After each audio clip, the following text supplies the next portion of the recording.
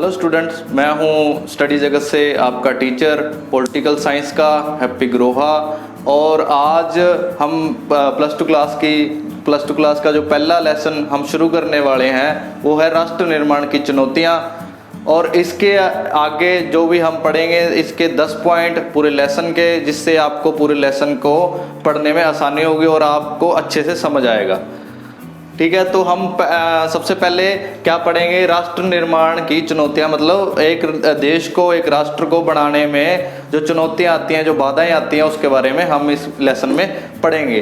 तो सबसे पहले बच्चों आपको समझना चाहिए कि राष्ट्र का मतलब क्या होता है। देश मतलब एक देश जिसको हम राष्ट्र भी बोलते हैं। और निर्माण मतलब निर्माण करना, विकास करना, बनाना उसको।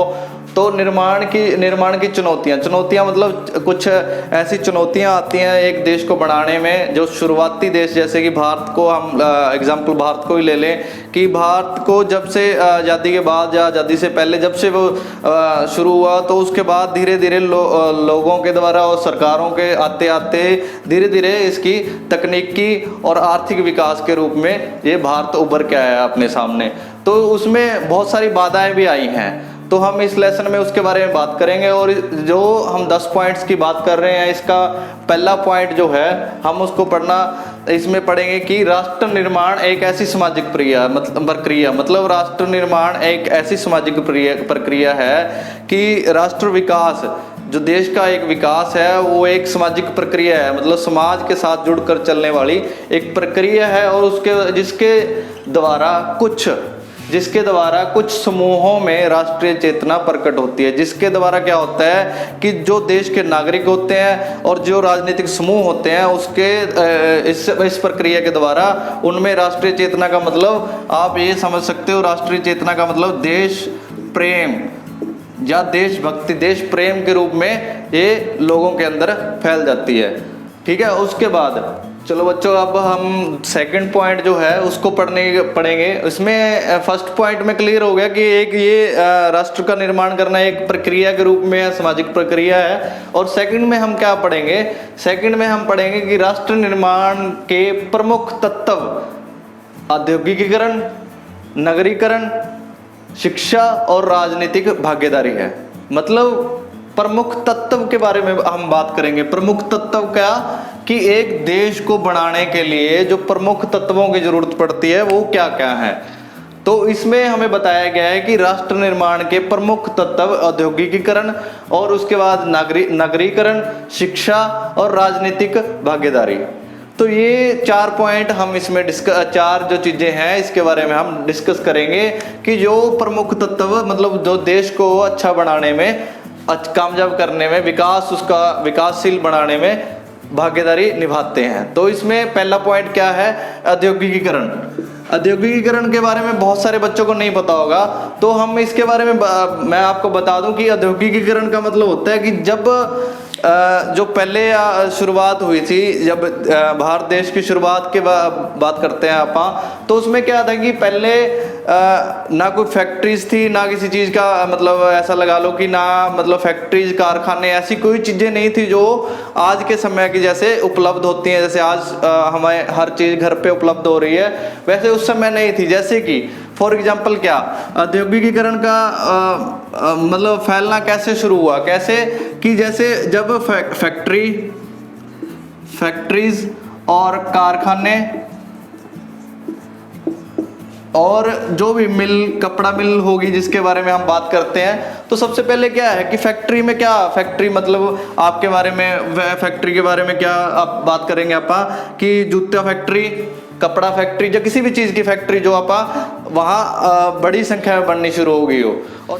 तो बच्चों सबसे पहले फैक्ट्रीज में हमारे लिए मतलब आप देख सकते हैं घर पे बनने वाली कोई भी चीज़, जो भी चीज़ें फैक्ट्री, खाने पीने की जो भी चीज़ें आजकल क्या हैं वो फैक्ट्री से हमें उपलब्ध हो रही हैं। फैक्ट्री से बन के मार्केट में आती हैं और उसके बाद हमारे लिए घरों पर पहुंचाई जाती हैं। उसके बाद कारखानों में मतलब कारखाने किसके बारे में, जहाँ हमारे लिए कुर्सियाँ, टेबल, जो भी चीज़ें बनती हैं वो कारखानों के रूप में खुलना शुरू हो गया। और उसके बाद कपड़ा मिल के बारे में हम बात करें तो कपड़ा ज़्यादातर क्या है, पहले लोग घर पे बनाते थे। जो आपने सुना भी होगा कि पहले के जो ज़्यादातर समाज के लोग थे वो क्या करते थे, अपने घरों में ही अपने लिए कपड़ा बनते थे। पर औद्योगिकीकरण के बाद क्या हो गया, ये सब कुछ क्या हो गया, फैक्ट्रियाँ, कारखाने और कपड़ा मिलों में मतलब हर चीज़ बननी शुरू होगी बड़ी तादाद में। तो उसको हम बोलेंगे जब से हमारे लिए औद्योगिकीकरण का मतलब जब से हमारे लिए जो भी चीज़ें आसानी से उपलब्ध होने लगी और बड़ी संख्या में उपलब्ध होने लगी, तो उसका मतलब क्या होता है, औद्योगिकीकरण। तो बच्चों अगला पॉइंट क्या है, नगरीकरण। नगरीकरण मतलब पहले औद्योगिकीकरण का आप समझ चुके हैं कि अगर फैक्ट्रियां, कारखाने और कपड़ा मिले, बाकी जो चीज़ें बनाने वाली वो खुलेंगी तो उसके बाद क्या होगा, वहाँ लोग ज़्यादा से ज़्यादा काम करने वाले होंगे, मतलब मजदूर, ठीक है। और मजदूर एक फैक्ट्री में काम कर, कारखाने, बड़ी फैक्ट्रियों में, बड़े कारखानों में काम करने के लिए अकेले मजदूर नहीं, उसके बाद उससे पहले उसके बड़े अफसर और बाकी जो लोग हैं उसमें काम करने वाले सभी लोग वहाँ होंगे।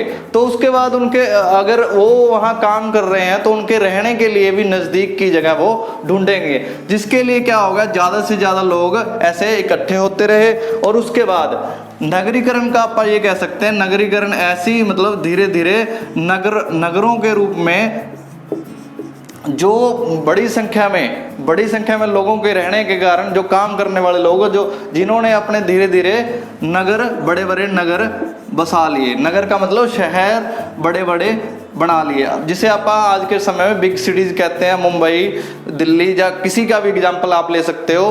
तो बड़े शहर इसके कारण बढ़ने लग गए, ठीक है।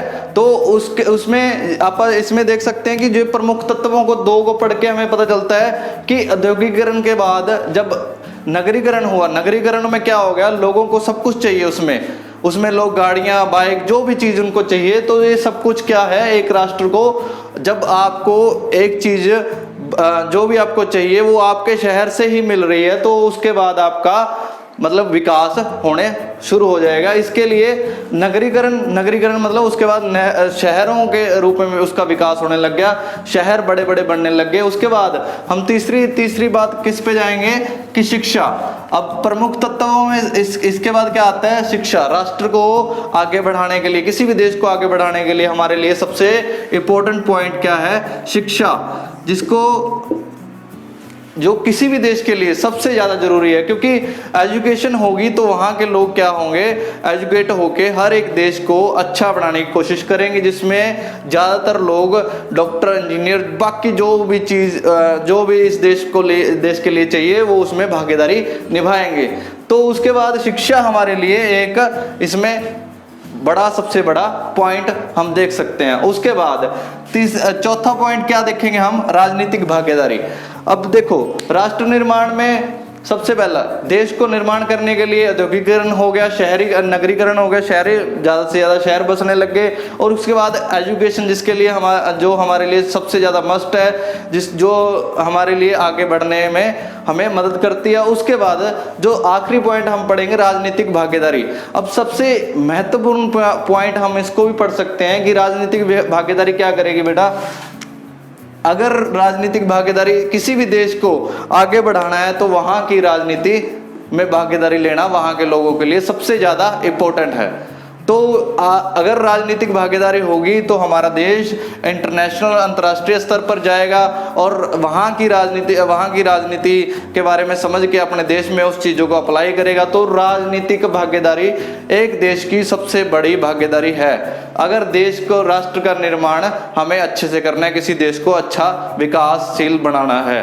तो बच्चों, हम जो अगला पॉइंट पढ़ेंगे, तीसरा पॉइंट है, और हमने इससे पहले पढ़ी है प्रमुख तत्व के बारे में कि जो एक राष्ट्र के विकास के लिए हमारे लिए इम्पोर्टेंट होती हैं, वो चीज़ें हम पढ़ चुके हैं। अब हम पढ़ेंगे तीसरे पॉइंट में, राष्ट्र निर्माण के मार्ग में मुख्य बाधाएं, जो रुकावटें आती हैं एक देश को विकास करने के लिए।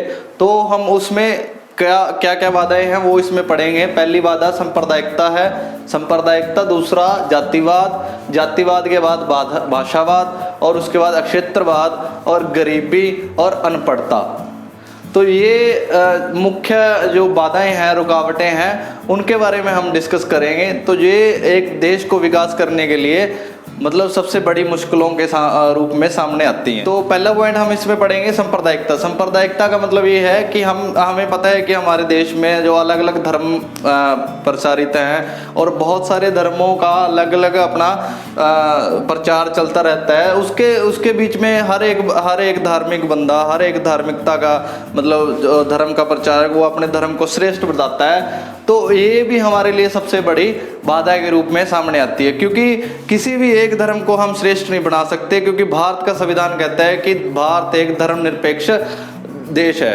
तो अगर धर्मनिरपेक्ष की बात की जाए तो धार्मिकता जो है वो एक देश को पीछे खींचने का काम करती है। तो ये सांप्रदायिकता का मामला इसमें ये रहेगा कि किसी भी धर्म को हम इस देश में श्रेष्ठ नहीं बता सकते, क्योंकि यहाँ का संविधान धर्मनिरपेक्ष बताया गया है, उसमें लिखा गया है ये। तो इसीलिए सांप्रदायिकता है जो हमारे लिए सबसे बड़ी इसमें बाधा के रूप में सामने आती है। उसके बाद आप सभी को पता होगा कि जातिवाद का मतलब क्या है बच्चों। किसी भी चीज़ के अगर पीछे बाद लग जाता है तो उसका हमें समझना चाहिए कि किसी भी भाषावाद या आप क्षेत्रवाद पढ़ेंगे, जातिवाद के रूप में क्या है कि हमारे देश में ज़्यादा से ज़्यादा जातियाँ हर एक जगह, हर पूरे देश में पाई जाती हैं। तो अलग अलग जातियों का एक मिश्रण जो हमारा देश बना हुआ है। पर अगर अगर हम इसको समझे तो जाति जो है एक देश को आगे बढ़ाने में बहुत बड़ी बाधा के रूप में सामने आती है। जैसे कि फॉर एग्जांपल अगर किसी भी आप वर्ग की जाति के बारे में बात करोगे तो हर एक वर्ग अपनी जाति को श्रेष्ठ बताने की बात करता है, जिससे एक राष्ट्र का निर्माण में रुकावट सबसे बड़ी सामने आती है। तो अगर जातियों का अगर ना जातिवाद का पूरा देश में ना हो मामला, तो इससे क्या होगा, तो पूरा देश जो है एकजुट होकर आगे बढ़ने की कोशिश करेगा, एक होकर। तो इसीलिए हमारे लिए दूसरी जो सबसे बड़ी बाधा है जो है जातिवाद के बाद हम पढ़ेंगे भाषावाद का मतलब ये है कि हमारे देश में आपको पता ही है कि 28 राज्य हैं। 28 राज्यों के अलग अलग भाषाओं के रूप में सामने आई हैं, पर जो संविधान में हमारे लिए दी गई हैं 22 भाषाओं का जो संविधान में ऐड की गई हैं। तो पूरे देश की जो 22 भाषाएं हैं वो भारत के संविधान में ऐड की गई हैं, पर फिर भी हर एक क्षेत्र, हर एक राज्य अपनी अपनी भाषा को श्रेष्ठ बताने की बात करता है हमारे देश में। तो इसीलिए भाषावाद भी हमारे देश के लिए सबसे बड़ी बाधा के रूप में सामने आता है। उसके बाद क्षेत्रवाद की बात करेंगे हम। क्षेत्रवाद क्या होता है, किसी भी एक क्षेत्र को सबसे श्रेष्ठ बताना। जैसे कि अब अगर हम किसी भी क्षेत्र की बात करें, जैसे हम हरियाणा में रह रहे हैं तो हरियाणा की बात करें, अगर हम किसी से पूछेंगे तो पूरे देश में अगर बोला जाएगा हरियाणा का बंदा तो बोलेगा कि हरियाणा सबसे श्रेष्ठ है। तो मतलब क्या है कि पूरे देश का एकजुट होने का मामला, तो अगर हम अपने अपने क्षेत्र को श्रेष्ठ बता के रखेंगे तो उसमें क्या होगा, एक बाधा के रूप में वो देश के सामने आएगा। तो हमें देखना चाहिए कि पूरे देश का जिससे विकास हो। उसके बाद गरीबी हर एक देश की समस्या तो अपन नहीं कह सकते, पर हमारे देश में ये सबसे बड़ी समस्या के रूप में सामने आती है। और जो विकास हमारे देश का होना चाहिए उसमें सबसे बड़ी बाधा को हम गरीबी को रख सकते हैं। मतलब जिस देश में, हमारे देश में आपने देखा होगा कि हमारे देश में सबसे ज़्यादा गरीबी रेखा से स्तर से नीचे लोग रहते हैं। तो गरीबी जो है वो भी एक देश को विकास के रूप में आगे बढ़ाने में एक बड़ी बाधा के रूप में सामने आती है। अब अगला पॉइंट क्या है, अनपढ़ता। तो बच्चों आपको पता होगा कि किसी भी देश को आगे बढ़ने के लिए सबसे ज़्यादा जरूरी, मैंने आपको पिछले पॉइंट में बताया था, उसमें क्या है, शिक्षा। अगर शिक्षा से बंदा आगे बढ़ सकता है तो अनपढ़ता से बंदा पीछे जा सकता है। तो हमारा जो अनपढ़ता का जो हमारा देश, अनपढ़ता की मतलब कम से ज़्यादा से ज़्यादा अनपढ़ता जो हमारे देश में पाई जाती है, उसके कारण भी हमारा विकास देश का रुकता है। अच्छे राष्ट्र का निर्माण करने में हमें परेशानी, बाधाएं आती हैं।